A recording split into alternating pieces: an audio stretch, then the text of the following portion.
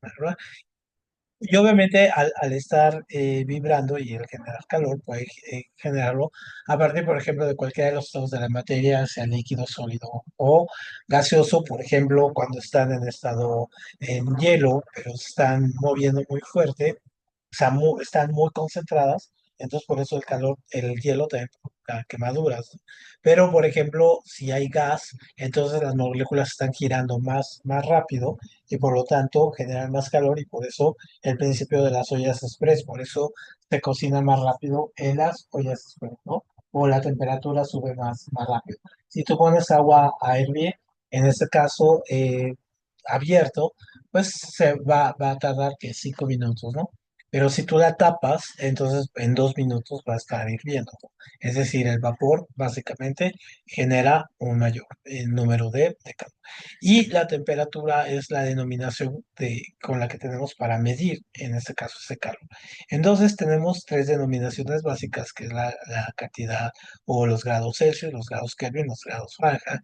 Y cuando medimos los grados Kelvin, en este caso son los grados que nosotros usualmente conocemos como los sí está cubriendo. Ok, como los grados en este caso científicos, o sea, la medición científica, ¿no? Básicamente son medidas que se utilizan para medir algunos aspectos, por ejemplo, de temperatura en el espacio, en el cosmos, de las estrellas, en fin, ¿no? Porque son temperaturas extremas y esta va de el cero total.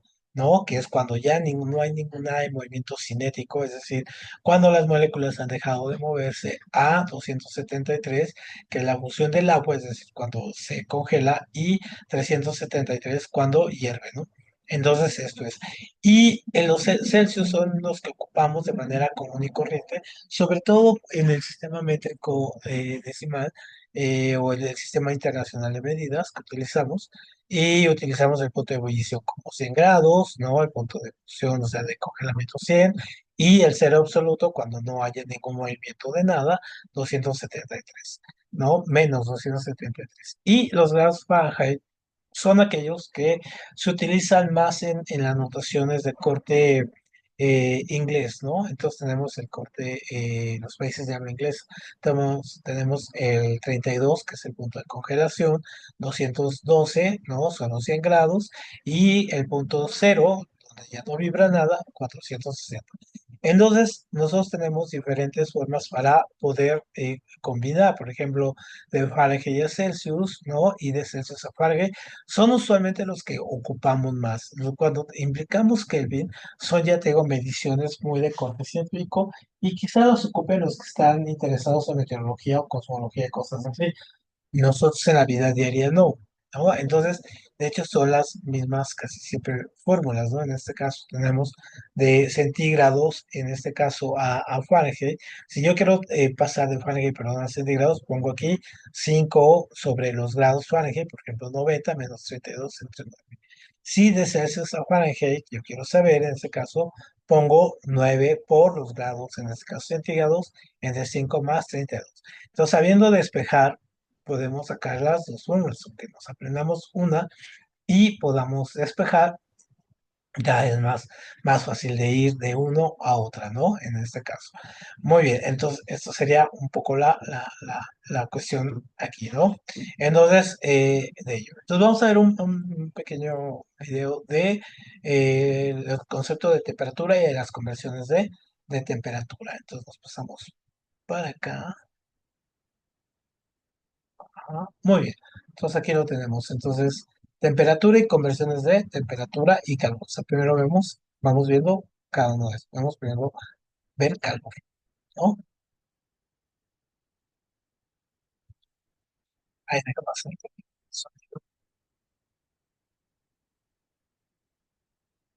Taza hacia tu mano, por la diferencia de temperatura. Lo mismo ocurre cuando tocas un cubo de hielo, solo que el flujo de energía ocurre desde tu mano hacia el hielo. Esta transferencia de energía es el calor, y siempre pasa del objeto con mayor temperatura al de menor temperatura. Y no se detiene hasta que ambos adquieren la misma temperatura y alcanzan el equilibrio térmico. Una vez que la energía es transferida, deja de ser calor y forma parte de la energía interna o térmica del objeto. En el siglo XVIII se pensaba que la materia contaba con un fluido llamado calórico, en donde los objetos más calientes contaban con más de esta sustancia. Y al entrar en contacto con un objeto frío, este fluido pasaba a aquel, hasta que ambos tuvieran la misma temperatura. Hoy sabemos que esto no es así y que la materia no contiene calor, sino que este es energía en transferencia. La rapidez con la que ocurre la transferencia de calor depende de dos factores: la facilidad de un material para conducir el calor y la diferencia de temperatura que existe entre ambos cuerpos. Por ejemplo, el metal conduce el calor mejor que el plástico, por lo que al sujetarlo, el calor de nuestra mano pasa más fácilmente al metal, dando la sensación de frío más fácilmente a pesar de que ambos se encuentren a la misma temperatura. Y si la diferencia de temperatura es muy grande, la transferencia de calor ocurre más rápidamente. La transferencia de calor de un objeto a otro puede ocurrir de tres maneras: conducción, convección y radiación. La conducción es la más común.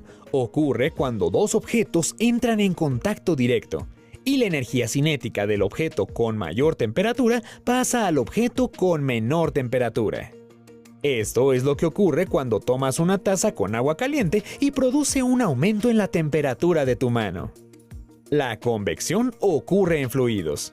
Cuando un líquido o gas se calienta, se expande, lo cual hace que disminuya su densidad y por lo tanto se eleve en una columna de este fluido. Esto desplaza al líquido por encima, haciendo que éste baje, y de esta manera se mezclan hasta llegar al equilibrio térmico. Esto ocurre cuando calentamos agua en el fuego, haciendo que ésta circule y pueda calentarse. La radiación se produce a través de ondas electromagnéticas, que son emitidas por todos los objetos y su cantidad aumenta dependiendo su temperatura. Esta energía viaja a través del espacio, incluso en el vacío, y al entrar en contacto con otro objeto, le transfiere energía. La mayoría de los objetos a temperatura ambiente emiten radiación infrarroja, que no podemos ver, pero conforme aumenta su temperatura, emiten radiación visible. Por ejemplo, un metal al rojo vivo. Este tipo de calor es el que sentimos cuando nos exponemos a la luz del sol, que emite gran cantidad de radiación. De esta manera, la energía cinética de un objeto que da lugar a su temperatura se transfiere entre distintos objetos a través del calor, hasta que ambos alcanzan el equilibrio térmico. Y una vez alcanzado, la transferencia se detiene y la energía deja de ser calor para formar parte de la energía interna o térmica de un objeto. Muy bien, esa sería la parte de calor que genera el calor. Ahora la temperatura y cómo se ha denominado eso, cómo se mide, Temperatura. para entender que no hay calor ni Cotidianamente frío, ¿no? percibimos Bueno, la más bien no hay frío. temperatura de los objetos a nuestro alrededor o del ambiente, y podemos describirla como fría o caliente. Pero, ¿qué es lo que percibimos y por qué podemos sentirlo? La temperatura es una propiedad intensiva de la materia que indica el movimiento de las partículas que la conforman. De acuerdo al modelo cinético de partículas, refleja la velocidad a la que éstas se mueven, o en otras palabras, su energía cinética promedio. En un objeto de mayor temperatura o caliente, las partículas se mueven rápidamente, mientras que en un objeto de menor temperatura o frío, las partículas se mueven lentamente. Es importante no confundir este concepto con el calor, ya que este último representa la energía que se transfiere entre dos objetos con distinta temperatura, y que pasa del objeto con mayor temperatura al de menor temperatura. Cuando ocurre una transferencia de calor, esta continúa hasta que ambos objetos alcanzan la misma temperatura. En un objeto aumenta y en el otro disminuye, lo cual se denomina equilibrio térmico. Y gracias al equilibrio térmico es que podemos sentir la temperatura de un objeto con el sentido del tacto. Y también nos permite medirla cuantitativamente con un termómetro. Un termómetro aprovecha la transferencia de calor para medir la temperatura, así como la dilatación de los objetos. Esto es un cambio de volumen asociado con la variación de temperatura. La dilatación ocurre de manera diferente en cada sustancia, pero en algunos materiales tiene una relación directamente proporcional con la temperatura, y así nos permite medirla. Ejemplos de ello son el mercurio y algunos alcoholes, que actualmente se usan en algunos termómetros. Lo que ocurre cuando un termómetro entra en contacto con un objeto es que ambos alcanzan el equilibrio térmico, lo cual modifica la temperatura del termómetro y por lo tanto el volumen del material dentro. Y con ayuda de una escala de medición podemos conocer cuantitativamente su valor. Las tres escalas de medición más usadas son Celsius, Fahrenheit y Kelvin, llamadas así a partir de las personas que las propusieron. La escala de Celsius fue propuesta por Anders Celsius, quien estableció el valor de 0 grados como la temperatura a la que hierve el agua a nivel del mar, y 100 grados aquella a la que se congela el agua. Aunque un año más tarde se invirtió su escala, dejando los 0 grados en la temperatura a la que se congela el agua, que es como actualmente se utiliza. Debido a su división original, también se le llama escala centígrada. La escala Fahrenheit fue propuesta por Daniel Gabriel Fahrenheit, quien originalmente identificó los 0 grados como el punto de congelación de una disolución de agua, hielo y cloruro de amonio, 90 grados como la temperatura del cuerpo y un punto medio en 30 grados correspondiente al punto de congelación del agua. Aunque esto se modificó y actualmente se define marcando 32 grados como punto de congelación del agua, 212 grados su temperatura de ebullición y una división de 180 partes iguales, en donde la temperatura del cuerpo humano es de 98.6 grados. La escala Kelvin fue propuesta por William Thomson, Lord Kelvin, quien se basó en la escala Celsius, pero estableció el cero en un punto teórico llamado cero absoluto, en el cual las partículas no tendrían ningún movimiento, conservando las mismas divisiones de la escala Celsius. La escala Kelvin se utiliza como la unidad de temperatura de acuerdo al Sistema Internacional de Unidades, en el cual también se acepta la escala Celsius por su uso tan extendido, mientras que la escala Fahrenheit está en desuso, aunque sigue siendo aceptada en algunos países como Estados Unidos. Medir y regular cuantitativamente la temperatura de un objeto o un ambiente resulta de gran importancia en la elaboración de muchos productos plásticos, metales y químicos sintéticos, la conservación de alimentos y fármacos, e incluso en la preparación de alimentos diariamente. Además, nos permite monitorear las condiciones climáticas e identificar el aumento de temperatura global debido al cambio climático. Por ello, es importante que puedas identificar su medición e interpretarla para poder tomar decisiones informadas respecto a muchas situaciones de la vida cotidiana. Muy bien, entonces, y las conversiones que decíamos, ¿no? Conversiones de temperatura. Medir la temperatura de un objeto o sistema resulta de gran importancia en la vida cotidiana, desde la temperatura corporal y la ambiental hasta la temperatura de elaboración de distintos productos. Actualmente prevalece el uso de 3 escalas de medición de temperatura, y es importante poder hacer conversiones entre ellas para resolver problemas o tomar decisiones bien informadas. Estas escalas son Celsius o centígrados, Fahrenheit y Kelvin.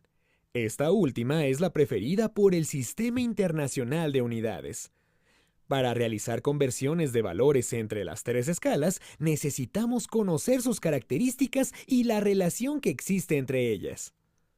La escala Celsius ubica el 0 en la temperatura de congelación del agua y el 100 en su temperatura de ebullición, por lo que cuenta con números negativos.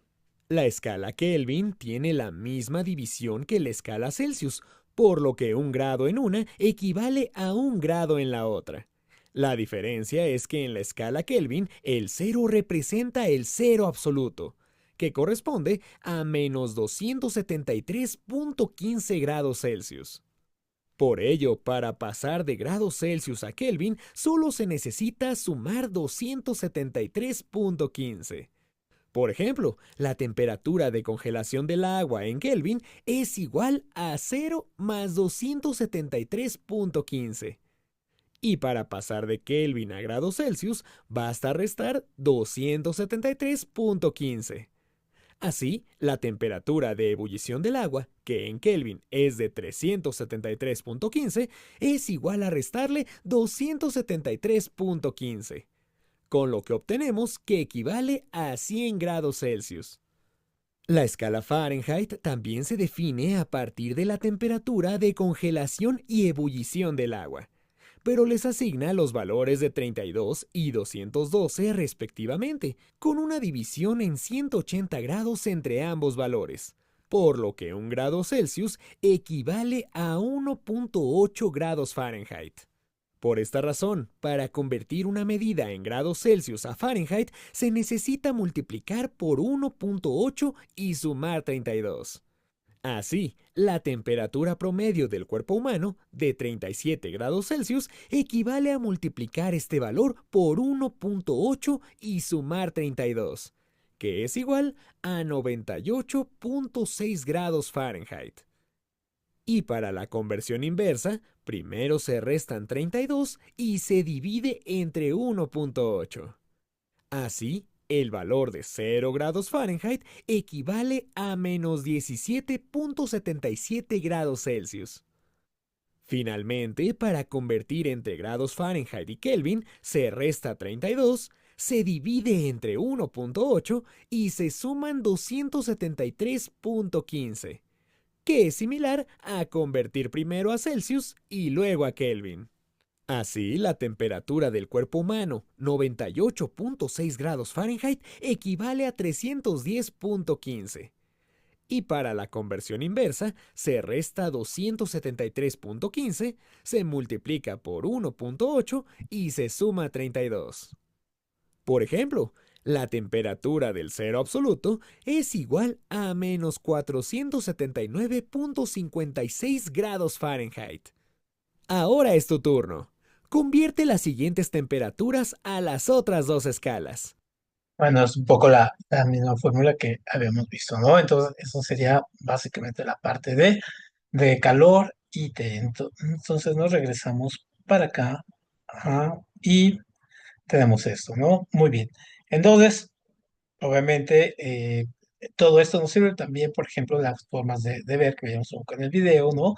Las formas de transmisión del calor, conducción a través de los metales, ¿no? Hay unos que transmiten mejor el calor, así como la electricidad, la radiación directamente desde el fuego o la convención, en este caso, por el aire. Entonces, también se utilizan calores específicos, por ejemplo, para los materiales porque, por ejemplo, con diferente calor, pues pueden aumentar o disminuir en este caso las vías, ¿no? Por eso las vías tienen este siempre espacio, ¿no? Los puentes, los edificios, las construcciones tienen, ¿no? Y el calor específico es la cantidad, en este caso, que se requiere para el material para que un kilo de cualquier sustancia, en este caso, varíe su temperatura 1 grado. Entonces, obviamente, es el calor específico y cada material tiene el suyo. Muy bien. Ahora, también dentro de la parte cinética está la parte del movimiento y incluso de los fluidos, ¿no? Obviamente los fluidos son sustancias como pues, el agua prácticamente y en este caso hay una a fuerza de atracción, diferente a como nosotros la conocemos o como nosotros la tenemos en los materiales sólidos, por ejemplo, como una piedra y todo, ¿no? Aquí se fluye y de hecho es grandes estudios sobre los fluidos porque fluyen de una manera que a veces parece que están estáticos, pero están moviéndose a unas grandes velocidades. Entonces, por ejemplo, nosotros lo que hacíamos siempre era la manguera, o pues casi siempre lo que hacemos, agarrar la manguera y ponerle el dedo pues, para que fluya más rápido, más fuerte. Entonces, obviamente todo eso, desde Arquímedes, Pascal y todo ello, supieron la importancia de los líquidos, ¿no? Entonces, por ejemplo, si nosotros ocupamos esos principios, por ejemplo, tenemos que ver antes la presión para ver ahorita en de Pascal. Esto de los maquires, por ejemplo, la presión igual a la superficie en este caso y los materiales, es que si ponemos aquí el globo sobre todos estos sobre todos estos clavos, obviamente no explota porque la presión se ha distribuido en todas partes, ¿no? Pero si solamente ponemos un clavo en este caso y lo ponemos, pues va a explotar porque toda la presión en este caso va a estar en un solo clavo y no se ha distribuido, ¿no? Por eso los faquirs es el truco clásico de que se acostaban en una cama de clavos, pues sí, no les pasa nada. Es como acostarte en una cama normal, pues porque todo su peso se ha distribuido, ¿no? En este caso es la presión que está ahí, entonces la superficie sobre la fuerza ahí que está distribuida. Y en ese caso nosotros vamos a tener como, por ejemplo, en el aire, pues el aire pesa, entonces el aire tiene una presión sobre nosotros y cuando estamos más arriba, obviamente tenemos menos presión, la presión atmosférica. Y cuando estamos más abajo, por ejemplo, aquí al nivel del mar, pues obviamente la presión es más fuerte. Entonces, por eso los atletas usualmente hacen esos entrenamientos entrenamiento de fuerza en playa o de montaña. Y obviamente todo nuestro cuerpo se va acostumbrando. Por ejemplo, cuando, cuando va subiendo, vamos en la carretera, ¿no? Y vamos sintiendo cómo nuestros oídos se tapan o con todo ello, pues básicamente por eso, ¿no? Porque pues, va modificándose la presión. Entonces, eso es muy importante, pero nuestro cuerpo reacciona ante los pesos que tenemos, que son pesos muy grandes, los pesos de la presión. Entonces, aquí cuando juntamos presión, en este caso con líquidos, tenemos esto, ¿no? A ver, pues, aquí, el principio de Pascal. Entonces, eso es lo que utilizan elevadores, por ejemplo, los elevadores hidráulicos, las grúas hidráulicas, los gatos hidráulicos que tenemos, por ejemplo, en los coches. Ese es el mismo principio, de que los líquidos solamente generan una presión. Si yo aquí tengo menor, pero le aplico una presión, en este caso de dos, pues va a generar la misma presión acá, ¿no? Va a subir. Entonces, se pueden transmitir y por eso se maneja muy importante con esta presión. Entonces, tenemos gatos muy pequeños, ¿no? Y pues puede subir muchísimo, pues por la presión misma que se genera, ¿no? Por ejemplo, aquí puede subir una masa de 2 kilos, ¿no? Con una presión y aquí una de 1. Entonces, obviamente la presión o lo que descubrió Arquímedes cuando le piden, en este caso, determinar cuánto oro o si es totalmente de oro la corona, pues entonces él pone, por ejemplo, que una piedra y se le empuje de todo lo que equivale esto, sale, ¿no? Sale saliendo. Sale de aquí, sale saliendo, imagínate, sale del vaso. Entonces, obviamente, cuando a él le piden la corona de oro, pues obviamente la mete, él sabe mete, por ejemplo, los kilos de oro que deberían de estar. Entonces mete los kilos de oro y sabe que salen, se ve que sale y mide eso. Y luego mide la corona y ve que sale menos.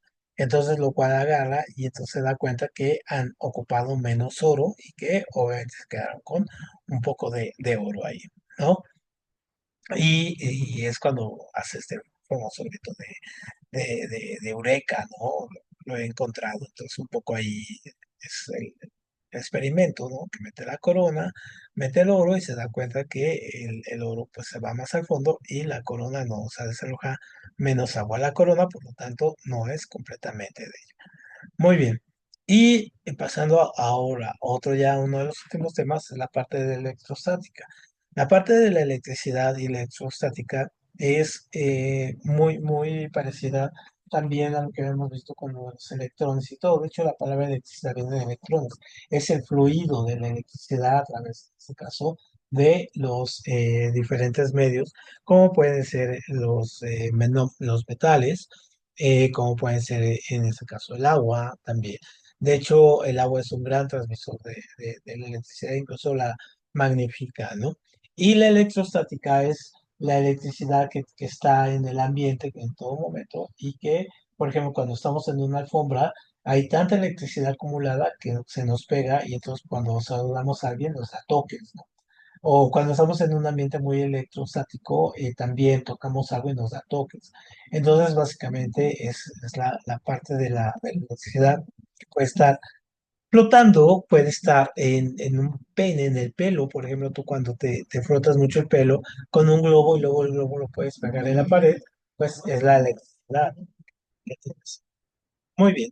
Entonces, básicamente vamos a ver esto y, bueno, a mí me pasa mucho en el sillón que tenemos, tiene mucha energía, mucha electrostática, entonces siempre que me siento ahí me paro, siempre me doy un toque con cualquier cosa que toque, ¿no? Siempre hago reacción.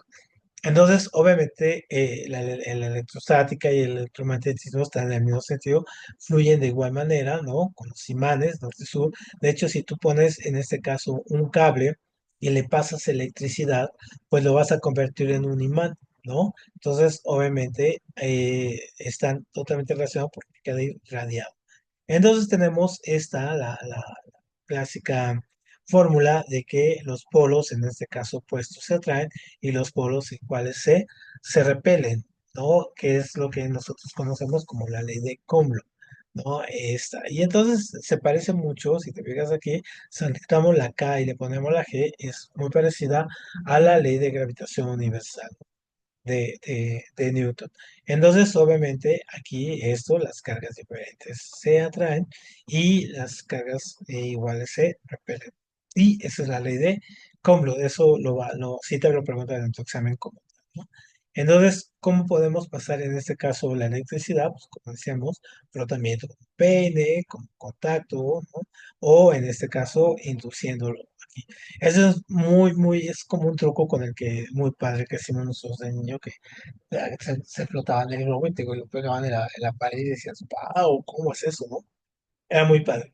Y entonces la electricidad como tal es que vaya pasando, en este caso, los electrones a través de un medio y en ese también se llaman conductores. Entonces hay unos conductores como el cobre que son buenos, pero tienen demasiado, su paso es un material tan sucio, por así decirlo, que hace que los electrones choquen o no pasen todos los electrones que deben pasar y se calientan. Entonces, por eso los cables deben ser más gruesos o de diferente calidad si quieres pasar más electricidad. Pero ahora hay unos que se llaman conductores, que son de silicio o superconductores, que pueden pasar muchísima electricidad con un pequeño cable, ¿no? Porque es de un material que no es el cobre o es un material limpio, donde pueden fluir, en este caso, todos los electrones aquí. Y esos son súper interesantes el manejo. Y tenemos esta fórmula que es súper importante acerca de lo que significa cada una cosa. Por ejemplo, la resistencia, cuando tenemos la resistencia, es el diámetro del flujo, ¿no? Por donde está pasando, en este caso. Es el tamaño del conductor, ¿no? Esa es la resistencia. O sea, que se resiste al paso, en este caso. Entonces, es más corto o más grande. El voltaje, en este caso, es al interior la diferencia de la altura. Y la corriente es el flujo, en este caso, de la corriente. Entonces, siempre la relación entre voltaje, resistencia y corriente va a ser común, es decir, uno que quiere pasar, otro que aprieta el conducto y la corriente ahí que, en este caso, se puede ir quedando. Entonces, por ejemplo, aquí se están moviendo los electrones, pero pueden irse quedando en cualquier de estos y entonces generan aquí calor. Esta es la parte más interesante, ¿no? Entonces tenemos conductores muy buenos, pasan aquí, los semiconductores ya no pasan, y los aislantes, por ejemplo, el plástico, hace que no pase la electricidad. El plástico, la madera, no transmiten la electricidad. Muy bien, entonces vamos a pasar aquí a ver la fenómenos electrostáticos y la fuerza eléctrica. Todavía nos quedan unos minutos aquí, si nos da tiempo. Muy bien, entonces vamos, aquí está. Ok, ya está. Muy bien, fenómenos electrostáticos. Fenómenos electrostáticos. Alrededor del siglo VI antes de nuestra era, el filósofo griego Tales de Mileto observó que al frotar un pedazo de ámbar contra un trozo de piel, este adquiría la capacidad de atraer objetos pequeños. Cosa que también ocurre cuando otros objetos se frotan. Por ejemplo, al frotar un lápiz de madera contra un tejido de lana, este es capaz de atraer pequeños pedazos de papel. Estos fenómenos se conocen como electrostática o electricidad estática, cuyo nombre deriva de la palabra griega para ámbar. Electrón. La electricidad estática se debe a las partículas que conforman a los átomos. En un átomo hay protones, neutrones y electrones. Los protones cuentan con carga eléctrica positiva y los electrones con carga eléctrica negativa, la cual es una propiedad de la materia. Una carga eléctrica puede ser positiva o negativa y genera alrededor de ella un campo eléctrico que atrae a cargas opuestas y repele a cargas iguales. Así, una carga positiva y una negativa se atraen, mientras que dos negativas y dos positivas se repelen. De manera general, un átomo cuenta con la misma cantidad de protones, con carga positiva, y electrones con carga negativa, por lo que es eléctricamente neutro. Pero en ocasiones, los átomos de un material pueden perder los electrones más externos, que son tomados por los átomos de otro material que los atraen con más fuerza. Y así, el material que perdió los electrones queda con una carga neta positiva, mientras que aquel que los tomó queda con una carga neta negativa, dando como resultado materiales con carga eléctrica que nos permite observar la fuerza eléctrica en acción. Los materiales se pueden cargar eléctricamente o electrizar de tres maneras. Por contacto, que ocurre cuando se ponen en contacto dos objetos, de los cuales uno de ellos cuenta previamente con una carga positiva o negativa.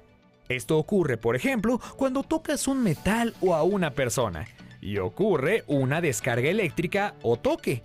Así, la carga eléctrica se distribuye entre ambos objetos.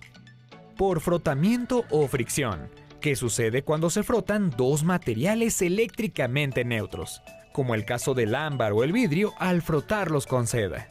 En este caso, uno se carga positivamente, pues pierde electrones, y el otro negativamente, al ganar esos electrones. Y por inducción, que se presenta cuando un cuerpo cargado se acerca a otro que no lo está sin entrar en contacto. En este caso, las cargas eléctricas se redistribuyen, haciendo que un lado quede con cargas positivas y el otro con cargas negativas. Y si es posible separar al objeto, se puede obtener una parte con carga negativa y la otra positiva. A este fenómeno se le conoce como polarización de cargas. La electrización es un fenómeno común. Cuando te quitas un suéter de lana, quizás hayas observado que tu cabello se levanta, o incluso es posible que hayas visto pequeñas chispas. Y un ejemplo a gran escala son los rayos que ocurren entre nubes, o entre una nube y la Tierra. Durante una tormenta, los cristales de hielo y el agua en las nubes presentan gran cantidad de fricción, lo que provoca que la parte alta de las nubes adquiera carga positiva y la parte baja carga negativa. Debido a que el aire es un mal conductor, la carga eléctrica puede incrementar mucho, lo cual induce a un acomodo de cargas positivas en la Tierra. Y como resultado de la atracción entre cargas, eventualmente ocurre un flujo de electrones desde las nubes al suelo que provoca el rayo. Esta corriente eléctrica lleva tanta energía que eleva la temperatura del aire por donde pasa en una fracción de segundo, lo cual incrementa su volumen y choca con el aire circundante, lo cual produce la onda sonora que escuchamos como trueno. Asimismo, los átomos en el aire adquieren tanta energía que liberan parte de ella en forma de luz, como ocurre en un foco fluorescente, lo cual observamos como el relámpago. Es por ello que en ciudades se colocan pararrayos en los techos de casas y edificios, que se encuentran conectados a la Tierra y permiten transferir la corriente eléctrica para proteger a la estructura de la cantidad de energía que se transfiere en los rayos. Reconocer la carga eléctrica y su papel en fenómenos electrostáticos te ayudará a comprender fenómenos naturales y el funcionamiento de la electricidad. Muy bien. Y solamente vemos aquí, no, perdón, la corriente eléctrica. Corriente eléctrica. Cuando un objeto electrificado entra en contacto con otro que no lo está, la carga eléctrica se distribuye entre ambos, haciendo que los electrones de un objeto se muevan al otro hasta alcanzar la misma cantidad de carga. Este flujo de carga se conoce como corriente eléctrica y podemos sentirla en el chispazo que ocurre al tocar un objeto con carga distinta o observarla en los rayos durante las tormentas eléctricas. Sin embargo, esas corrientes son breves, ya que para generar una corriente eléctrica constante, como la que alimenta nuestros aparatos eléctricos y a la cual llamamos comúnmente electricidad, son necesarias ciertas condiciones. En 1799, el físico italiano Alessandro Volta logró la primera corriente eléctrica constante con su invento, la pila voltaica. Esta pila consiste en varias unidades apiladas compuestas por una placa de cobre, tela o cartón saturados de salmuera y una placa de zinc. En cada unidad, la placa de cobre atrae con mayor fuerza a los electrones de la placa de zinc, haciendo que pasen a esta. Y gracias a la salmuera ocurren reacciones químicas que permiten que el flujo de electrones se mantenga de manera constante, generando una corriente eléctrica. Gracias a este invento se identificó que para que exista una corriente eléctrica son necesarios dos factores: una diferencia de potencial y un medio por el cual pueda pasar la corriente. La diferencia de potencial también se llama voltaje y representa la capacidad de una fuente de energía para impulsar cargas eléctricas a lo largo de un medio conductor. En una analogía con el flujo de agua por una tubería, el potencial eléctrico representa la diferencia de presión entre dos puntos, que hace que el agua fluya de un sitio a otro hasta alcanzar la misma presión. Este potencial se mide en volts o voltios y representan la energía con la que es impulsada cada unidad de carga. De manera que una diferencia de potencial de 1 volt le otorga 1 joule de energía a cada coulomb de carga para desplazarse. Por su parte, los materiales que permiten el paso de la corriente eléctrica se conocen como conductores. Y en conjunto con la fuente de energía forman un circuito eléctrico, por donde pasa la corriente. Los principales conductores son los metales, entre los que destacan el oro, la plata y el platino por su excelente capacidad de conducir la electricidad. Mientras que los más usados en el cableado eléctrico son el cobre y el aluminio, por su buen desempeño y precio más accesible. En los metales, los electrones más externos de los átomos se mueven libremente entre los átomos de manera azarosa. Pero cuando se conectan a un circuito, sus electrones se mueven en una dirección en particular, generando una corriente eléctrica. Es por ello que se consideran buenos conductores de la electricidad. Por otro lado, materiales como plásticos y vidrio no cuentan con electrones libres, y cuando reciben una carga eléctrica, la conservan, pero no permiten que fluya a través de ellos, lo cual les permite tener electrostática, pero no Si se nos corriente acaba el tiempo, eléctrica. si se nos acaba el tiempo, nos veremos mañana para continuar con esta parte, ¿eh? Este tipo de materiales que no permiten el paso de corriente se conocen como aislantes y son de gran importancia para la manipulación de la corriente eléctrica. Una forma de saber si un material es conductor o aislante es conociendo su resistencia eléctrica, que es una propiedad que indica qué tanto un material se opone al flujo de cargas a través de él. Esta propiedad se debe a las colisiones de los